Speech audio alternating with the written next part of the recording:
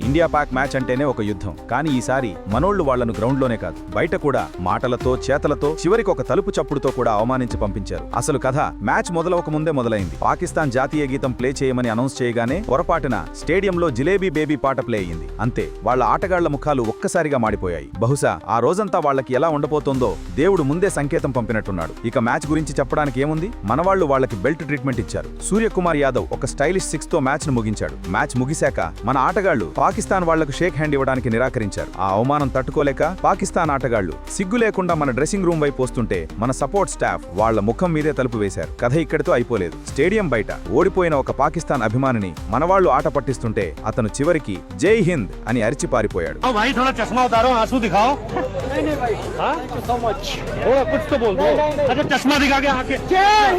చూశారుగా మనవాళ్లు వాళ్లను ఎలా ఆడుకున్నారో. ఇది కేవలం ఒక క్రికెట్ విజయం కాదు, ప్రతి భారతీయుడి ఆత్మగౌరవానికి ప్రతీక. మన ఆటగాళ్లు చూపించిన ఈ తెగువ గురించి మీరేమనుకుంటున్నారో కామెంట్స్ లో గట్టిగా చెప్పండి. ఈ గర్వపడే క్షణాలను ప్రతి భారతీయుడికి షేర్ చేయండి. జై హింద్.